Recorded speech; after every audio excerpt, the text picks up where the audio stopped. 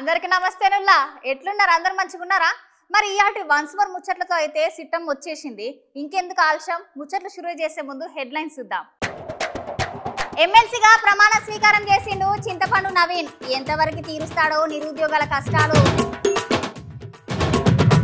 చంద్రాల సారికి Paul warning జాగ్రత్తగా ఉండాలంటూ సూచనలు ఎంపీగా ప్రమాణ స్వీకారం చేసిన కిషన్ రెడ్డి గారు ఎప్పటికీ జనాలలోనే ఉంటాడంట సారు రోడ్డు పక్కన రాహుల్ గాంధీ సారు చూసి మస్తుగా పరిశాన్ అయినరు జనాలు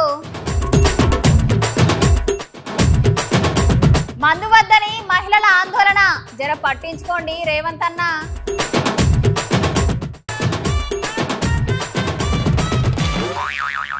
మొన్ననే ఎలక్షన్ల ఫలితాలతోని దేశమంతా మస్తు అంటే మస్తు టెన్షన్ పడ్డారు జనాలు మొత్తానికి ఆంధ్రప్రదేశ్ల సుత సైకిల్ గుర్తు పార్టీ గిలాస పార్టీ కమలం పార్టీ కూటమినే గెలిచింది కదా గసార్లు సుత నిన్న అంగరంగ వైభవంగా ప్రమాణ స్వీకారం చేసిర్రు అట్లనే తెలంగాణ ఎమ్మెల్సీగా చేగుర్తు పార్టీ నుండి గెలిచిన తీన్మార్ మల్లన్న అలియస్ చింతపండు నవీన్ అన్న సుత ఇయాల ప్రమాణ స్వీకారం చేసిండుల్లా ఓసారిగా ముచ్చట్లు అరుచుకొని వద్దామా చలో ఇక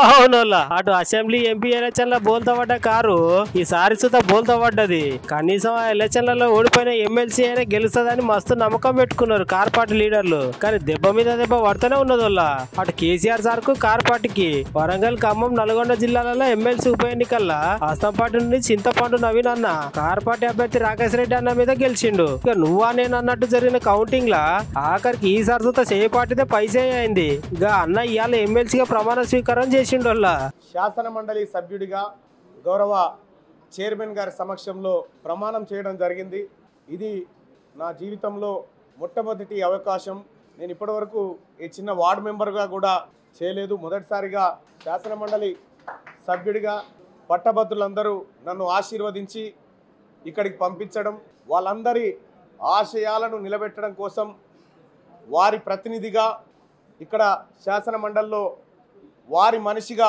నేను రిప్రజెంట్ చేయబోతున్నందుకు అవకాశం కల్పించిన వాళ్ళందరికీ ధన్యవాదాలు అలాగే తెలంగాణ రాష్ట్ర ప్రభుత్వం ముఖ్యంగా మా గౌరవ ముఖ్యమంత్రి రేవంత్ రెడ్డి గారు అలాగే AICC general secretary and incharge Deepa Das Munshi గారు మా గౌరవ ఉప ముఖ్యమంత్రి వర్యులు మరియు మంత్రులు ఎమ్మెల్యేలు ఎమ్మెల్సీలు పిసిసి కమిటీలు డిసిసిలు మరీ ముఖ్యంగా కాంగ్రెస్ పార్టీ కార్యకర్తలు అందరూ కూడా ఇండియా కూటమిలో ఉన్నటువంటి సిపిఎం సిపిఐ తెలంగాణ జనసమితి వివిధ ఉద్యోగ ఉపాధ్యాయ కుల సంఘాలు జర్నలిస్టు సోదరులు అందరికి కూడా హృదయపూర్వక ధన్యవాదాలు తెలియజేసుకుంటూ నన్ను ఇక్కడి వరకు తీసుకొచ్చినటువంటి మీ అందరికీ శిరస్సు వంచి చిన్నప్పుడు పిల్లగాళ్ళు నోట్ల బల్పాలు పెట్టుకునుడో లేకుంటే చారణ బిల్లు ఉంటది కదా అది మింగుడో లేకపోతే ఆటన బిల్ల నోట్లో పెట్టుకునుడో అరే పాపం చిన్నపిల్ల కదా తెలిసి తెలియక గట్ల చేసింది అనుకోవచ్చు కానీ ఇంత వయసు వచ్చినా గట్ల చేస్తారా వామ్మో వామ్మో ఇగో ఒక పిల్ల ఏకంగా తాళం చెవిని మింగి అందరిని మస్తు పరిశాన్ చేసిందుల్లా ఇక చిన్నపిల్ల అన్నాక చాలా తీట పనులు అయితే చేస్తాం మనమైతే చిన్నప్పుడు ఎన్ని తుంటరి పనులు చేసి ఉంటాం కదా బాల్యం అంటేనే మరపు రానిది గట్లాంటి బాల్యంలో అందరం శానా అంటే శానా అల్లరి చేస్తుంటాం ఇట్లాంటివన్నీ చేస్తాం కదా చిన్నప్పుడు ఇప్పుడు కూడా ఓ పాప గట్లనే చేసిందుల్లా కాకపోతే పాప వయసు 13 సంవత్సరాలంట నోట్లనంటే తాళం పెట్టుకుని ఆడుకుంటూ ఉంటా గొంతు లోపలికి జారిపోయింది పాప మా పాపకి సల్లజంటలు బట్టి ఏం చేయాలో అర్థం కాక లబోదిబని మొత్తుకుంటుంది అయితే ఈ సునీల్ కుమార్ అనే డాక్టర్ పాప కడుపులో ఎండోస్కోప్ చేసి ఆ తాళం ఎక్కడుందో అని చూసి దాన్ని బయటకు తీసిండట అమ్మా పాప నీకు ఇంత వయసు వచ్చినా కూడా ఏ మాత్రం బుద్ధి జ్ఞానం లేదా అయినా ఎవరన్నా ఈ తాళం మింగుతారా నువ్వు చిన్నపిల్లవు అనుకున్నావా లేకపోతే పెద్దదాని అనుకున్నావా కానీ ఆ డాక్టర్ ఆ పాపను మందలించి 4 మంచి మాటలు చెప్పి వెళ్ళిపోయాడు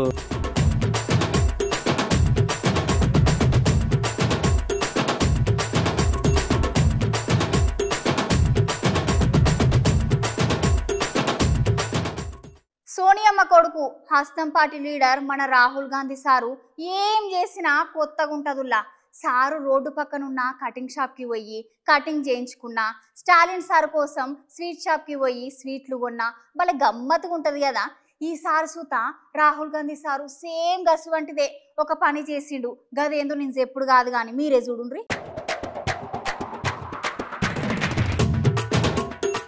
కాంగ్రెస్ పార్టీ అగ్రనేత ఎంపీ రాహుల్ గాంధీ సార్ ఏం చేసినా అందరికంటే భిన్నంగా కొంచెం వెరైటీగా చేస్తారు కదా. మునుపు సార్ ఒక మామూలు రోడ్డు పక్కన ఉన్న బార్బర్ షాప్ కి వెళ్ళి అక్కడ కటింగ్ చేపించుకున్నాడు. అప్పుడు ఆ వీడియో బాగా వైరల్ అయింది. మళ్ళీ ఇప్పుడు కూడా గట్లనే ఒక వెరైటీ చేసిండు. గదేంటంటే ఏకంగా రెస్టారెంట్ లో కుకింగ్ చేసే వంటగది లోపలికి పోయి అక్కడ ఏం చేస్తున్నారు ఎట్లా చేస్తున్నారు అని పరిశీలించి అక్కడ తయారు చేసిన స్పెషల్ ఐటమ్ ను రుచి చూసి ఆ రెస్టారెంట్ లో ఉన్న పని వారు అందరితో కలిసి ముచ్చట్లు పెట్టి వాళ్ళతో పాటు సెల్ఫీలు దిగి సందడి చేసిండు. పో ఇంతకీ ఈ ముచ్చట ఎక్కడ జరిగిందో ఎరికేనా? కేరళ ఉన్నది కదా, ఆ కేరళలో వయనాడ్ అనే ప్రాంతంలో మన రాహుల్ గాంధీ సార్ పర్యటించిండు. మళ్ళా సార్ వయనాడ్ నుంచి ఎంపీగా గెలిచిండు. ఈ పర్యటనలో భాగంగా సార్ ఒక రెస్టారెంట్ పోయి ఇంత సందడి చేసిండు. గట్లుంటది మరి మన రాహుల్ గాంధీ సార్ తోటి. ఇంత పెద్దోడు అయినా కూడా ఆయన చేసే చేష్టాలు మాత్రం ప్రజలందరి దృష్టిని ఆకర్షిస్తాయి. हेलो कैसे हैं? क्या बना रहे हैं आप? मैं कलकत्ता के हूँ। कब आए यहाँ?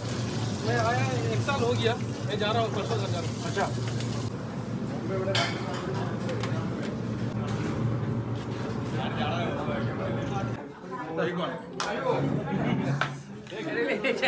ले लो इसको आने दो, आ जाओ। Thank you.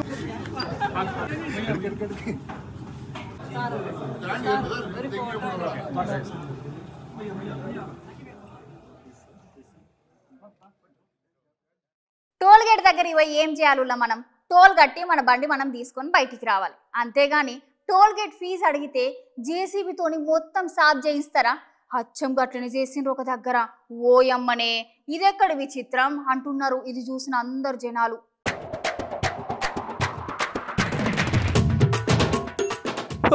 నీ ముచ్చట సల్లగుండా మరి గింతరు బాబా. పైసలు అడిగినందుకు గిట్లా చేస్తాడా? ఆయనకి ఇది నీ అయ్య వేసిన రోడ్ అనుకుంటున్నావా? తాత జాగిరా. పైసలు అడిగినందుకు ఇంత పని చేస్తావా? ప్రభుత్వం వేసిన రోడ్డు మీద ఏ వాహనం తీసుకుపోయినా నడిపించినా కూడా దానికి ట్యాక్స్ అయితే కట్టాల్సిందే కదా. అవునుల్లా గట్లనే టోల్ గేట్ల కాడ కూడా టోల్ పైసలు అయితే కట్టాలి. ఈ ముచ్చట అందరికి తెలిసిందే కదా. కాకపోతే వీడు అట్లా కాదుల్లా. టోల్ గేట్ పైసలు అడిగినందుకు అక్కడ ఉన్న టోల్ ప్లాజా బూత్ ను వల్లగొట్టిండంట. ఈ ముచ్చట ఎక్కడ జరిగిందంటే ఉత్తరప్రదేశ్ లోని ఢిల్లీ నుంచి లక్నోకి వెళ్లే జాతీయ రహదారి ఉన్నది కదా. జాతీయ రహదారి అప్పట్లో టోల్ ప్లాజా ఉన్నది. ఆ టోల్ బూత్ దగ్గరికి ఒక డ్రైవర్ బుల్డోజర్ పైన వచ్చి వాళ్ళు టోల్ ప్లాజా డబ్బులు అడగగా నన్ను మీరు డబ్బులు అడుగుతారా అని డ్రైవర్ కోపంతో అక్కడ ఉన్న టోల్ ప్లాజాను బుల్డోజర్ తోటి కూలగొట్టిండు. అవురా వారి సర్కారు వాళ్ళు ఏమైనా మన అవ్వ చుట్టాలా మన అయ్య చుట్టాలా? పైసలు ఇస్తేనే కదా మనల్ని పోనిచ్చేది.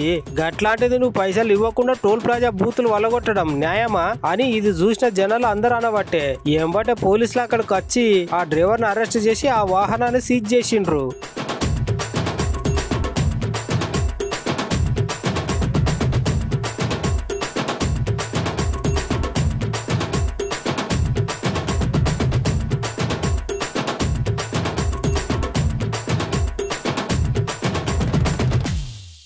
ఇయాల కమలం పువ్వు party leader Kishan Reddy sir ప్రమాణ స్వీకారం చేసిండులా. ఈసారి సార్ అయితే భారీ మెజారిటీతో గెలిచిండులా. సారి అలా ఎంపీగా ప్రమాణ స్వీకారం చేసిండు. గా ముచ్చట్లన్నో మలక చూసొద్దాం చెలో.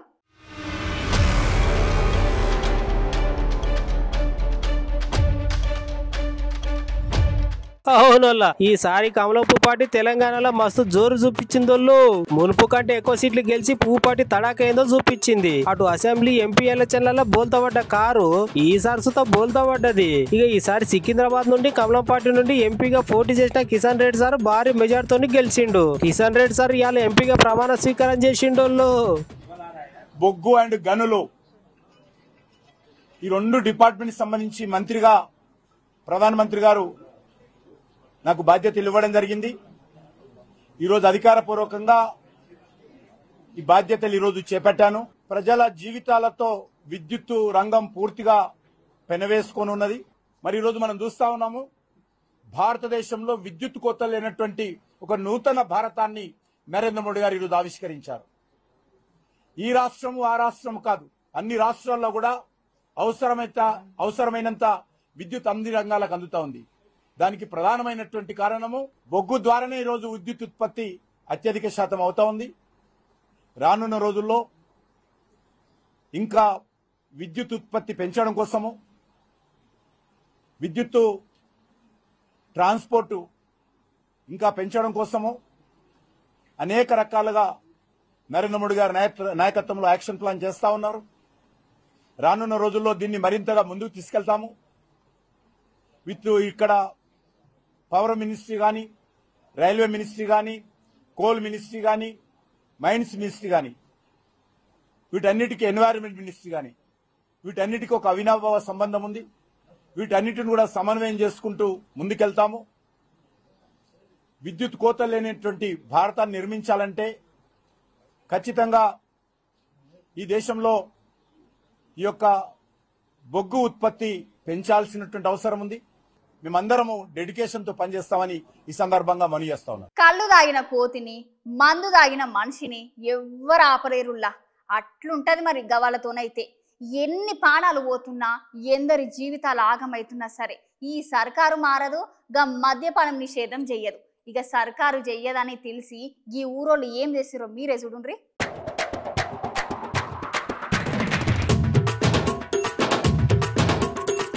ఎన్ని ప్రభుత్వాలు వచ్చినా, ఏ పార్టీ నాయకుడు గెలిచినా కూడా నిర్మూలించలేని ఒకే ఒక పని మద్యపాన నిషేధం. ఈ మద్యం వల్ల నిరుపేద కుటుంబం, పేద కుటుంబంలో ఉన్న మహిళలు, కుటుంబ సభ్యులు, చిన్న పెద్ద అందరూ చాలా రకాలైన ఇబ్బందులకు గురవుతున్నారు. ఈ ముచ్చట ఎట్లుందంటే సిద్దిపేట జిల్లా చేర్యాల మండలం చిట్యాల గ్రామంలో కూడా ఇట్లనే జరుగుతుంది. మద్యం ఏరులై పారుతుంది. ఆ గ్రామంలో విచ్చలవిడిగా మద్యం అమ్మకం జరుగుతుంది. అందుకనే గా ఊర్లో ఉన్నటువంటి ఆడోళ్ళందరూ కలిసి మద్యం షాపుల దగ్గర గొడవకు దిగి ఆందోళన చేస్తున్నారు. ఎందుకంటే ఒక ఊర్లో ఉంటే ఒకటే బెల్ట్ షాప్ ఉంటది, కానీ ఊర్లో మాత్రం 10కి పైగా మద్యం షాపులు ఉండేసరికి ఆ మహిళల భర్తలు అందరు తెల్లారిన కానుంచి పొద్దుముఖ్య దాకా ఆ మద్యం షాప్ లోనే వండుకుంటూ తాగుడుకు బానిసలు అవుతున్నారట. అక్కడ ఉన్న మహిళలు అందరు కలిసి అబ్కారీ శాఖ వాళ్ళకి చెప్పినా కూడా వాళ్ళైతే నిమ్మకు నీరెత్తినట్లే ఉంటున్నారట. ఆ మద్యం అమ్మే దుకాణదారుని వద్ద నుంచి పైసలు తీసుకుని వాళ్ళకి ఎలాంటి హాని కలగకుండా మద్యం అమ్మకానికి కొనసాగిస్తున్నారు. పాపం ఆడవాళ్ళు పొద్దున్న దాకా కాయ కష్టం చేసిన కూలి పైసలు వాళ్ళ భర్తలు వాళ్ళ పిల్లలను కొట్టి మరి వాళ్ళ ఇంట్లో ఉన్న సామాన్లను తీసుకుపోయి షాప్ లో కుదవబెట్టి మరీ తాగుతున్నారట. ఎమ్మెల్యే ఎన్నికలు గెలిచిన కాంగ్రెస్ పార్టీ మాకు హామీ ఇచ్చింది, కాంగ్రెస్ ప్రభుత్వం రాగానే మద్యం దుకాణాలన్నింటిని ఎత్తేస్తామని చెప్పింది. కానీ ఇప్పుడు ఆ మాటలను ఎటువైనాయి అని మహిళలందరూ అడుగుతున్నారు. ఎట్లయినా తాగుడు బారి నుంచి మా భర్తలను, మా కుటుంబాలను, మా పిల్లలను కాపాడాలని ఆ ఊర్లో ఉన్న మహిళలందరూ ఆందోళన చెందుతూ ఇట్లా అడుగుతున్నారు. మాకు చాలా భయంకరం ఉన్నది. మీకు 10,000 నమస్కారము. మా ఊరికి మందు బంద్ చేయాలి. గుర్జకుంట వాగు మీద కూడా వైనిస్ ఉండొద్దు, చేరియాలు ఉండాలి, చిత్తిపెట్టు ఉండాలి. చిట్టాల వరకు బెల్ట్ షాప్ అస్సలు ఉండొద్దు. మేము అక్కడికి పోయినాము, పోతే బంద్ చేయండి అన్నారు. వాళ్ళ ఇళ్ళల్లో పోతే మా మీదకే కొట్టతానికి వస్తాను. మీరు వస్తేనే మేము పోతానం అంటారు. మీరు మాత్రం ఇవ్వద్దు మందు. చిట్టాలకు సుక్క మందు ఇవ్వద్దు. ఇప్పుడు 4 పెట్టెలు దొరకబట్టినాము. 4 పెట్టెలు దొరకబట్టే మాకు కలవాడి మళ్ళీ పెట్టెలు తీసుకొని పోయినరు. మీరు ఎందుకు, మీ రాజకీయం ఎందుకు మమ్మల్ని చంపేతందుక? మీరు బెల్ట్ షాపులు పెట్టి మొగళ్ళ కుక్కల మంది ఇచ్చి ఆడలను చంపమంటారా? చిన్న పిల్లలు ఒకళ్ళకి ఆడపిల్లలు ఉన్నారు, ఒకళ్ళకి మగ పిల్లలు ఉన్నారు. మరి వాళ్ళని మొగడు దాగొచ్చి చంపబట్టే మరి వాళ్ళ బతుకులేంది? మీ రాజకీయం ఏంది? మీరు తిరిగి మంది ఇచ్చుడు ఎందుకు? మరి మమ్మల్ని చంపేతందుక? నాకు ఈ కుటుంబానికి మా చిట్టాల వరకు చుక్క మందు రావద్దు. ఈ చిట్టాల గ్రామంలో మందు విచ్చలవిడిగా అమ్మడం వల్ల ప్రతి ఒక్క కుటుంబాలు నాశనం అవుతున్నాయి. వాళ్ళు తాగి పిల్లలను పెళ్ళాలను ఎటు అనేది అర్థం కాకుండా వాళ్ళు మరీ అసభ్యకరంగా ప్రవర్తిస్తున్నారని మేము గవర్నమెంట్కు విజ్ఞప్తి చేస్తున్నాం.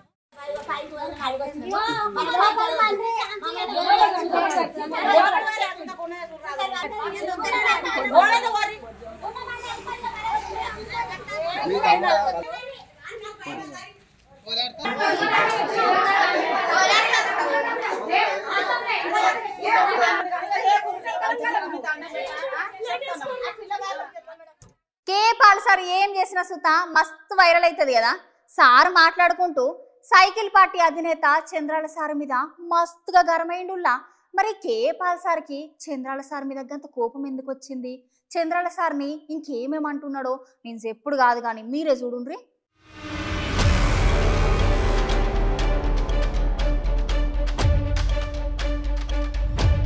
ఆగో కేఏ పాల్ సార్ చూసిర్రా ఎంత ఆవేశంగా మాట్లాడుతున్నాడు. సార్ ఇంతకి గంత కోపంగా ఎవరి గురించి మాట్లాడుతున్నాడు, సార్ ఏం మాట్లాడుతున్నాడో, సార్ ఇంకా ఏం మాట్లాడుతాడో మీరే చూడండి. చంద్రబాబు నాయుడు గారు గొప్ప అవకాశాన్ని మీరు ఆల్రెడీ పోగొట్టుకున్నారు. జూన్ 5నే మీరు ఇండియా కూటమి ప్రధానమంత్రిగా ప్రమాణం చేసినా లేదా మోదీ గారిని deputy prime minister, home minister, finance minister, foreign minister ఏదైనా అడిగితే మీకు ఇచ్చారా? ఇవ్వలేదు. 240 సీట్లు బీజేపీకి ఉన్నప్పుడు మిమ్మల్ని నితీష్ కుమార్ని వాడుకొని ఇప్పుడు 309కి వచ్చారు. ఇప్పుడు మీ 16తో మీరు బయటకు వచ్చినా వారికి చేసే నష్టం లేదు. అప్పుడే నేను చెప్పాను, ముందు కండిషన్లు ఆంధ్ర రాష్ట్రానికి స్పెషల్ స్టేటస్ ఇస్తానంటేనే నేను మీకు మద్దతు ఇస్తాను అని ప్రకటించమని. మీరు అవకాశాన్ని పోగొట్టుకున్నారు. స్టీల్ ప్లాంట్ని అమ్మను అని అనౌన్స్ చేస్తేనే మీరు మద్దతు ఇస్తానని చెప్పమన్నాను. మోదీ గారు ఇచ్చిన 10 వాగ్దానాల్లో ఒక్కటి కూడా నెరవేర్చలేదు. మీరు ఢిల్లీ లీడర్స్ని అసలు మిమ్మల్ని జైల్లో పెట్టించింది వారని మీకు తెలుసు. మీకు దేవుడిచ్చిన అవకాశాన్ని మీరు కోల్పోయారు. ఇక సార్ మాటలు మీరు తిన్నారా? సార్ రంది ఏంటంటే చంద్రాల సారు ఆంధ్రప్రదేశ్ కు ప్రత్యేక హోదా విషయంలో మంచి అవకాశం మిస్ చేసుకున్నారని అంటున్నాడు. అంతేకాదు విశాఖ స్టీల్ ప్లాంట్ అమ్మకుండా హామీ అడగాల్సిందని అంటున్నాడు.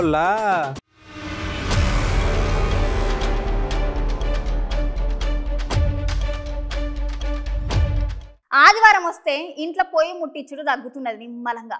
పొద్దుగాల ఒక పూట గట్ల గింతంత తిని మాపటికి గట్ల చిన్నగా పోరగాలను తీసుకొని హోటల్కి పోయి బిర్రగా తిని బిల్లు కట్టి ఇంత సోంపు బుక్కేస్తారు. ఈ రోజుల చాలా మంది అట్లనే చేస్తురు. ఇగో అచ్చు గట్లనే వద్దామని పోయిండ్రు ఓ ఫ్యామిలీ. తర్వాత ఏమైందో నేను చెప్పుడు ఎందుకు గానీ ఓ పాలు మీరే చూడుండ్రి.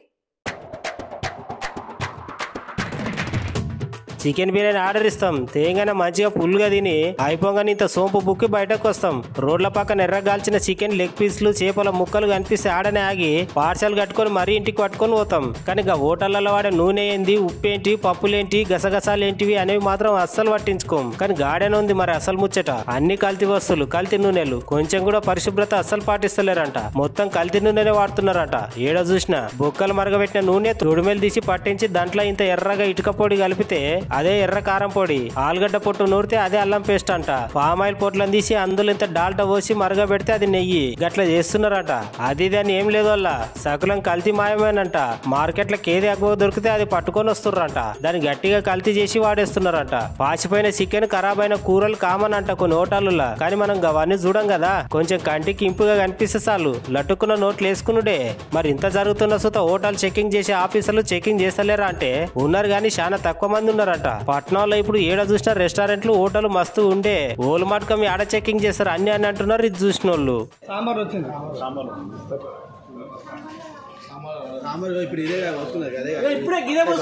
అల్లనే రావాలని రూల్ ఉన్నదా? తిండిలో అన్నంలో రావచ్చు, రావాలా? అది రూలా? నువ్వు తెచ్చుకోపో, ఫోన్ తీసుకురా.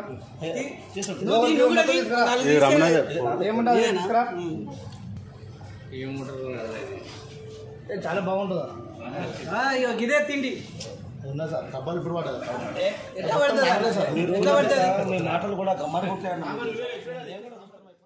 ఇగో గివ్వులు అయ్యాటి ముచ్చట్లు. మళ్ళా కొత్త కొత్త ముచ్చట్లతో మళ్ళా కలుద్దాం. అంతవరకు ఉంటామల్లా.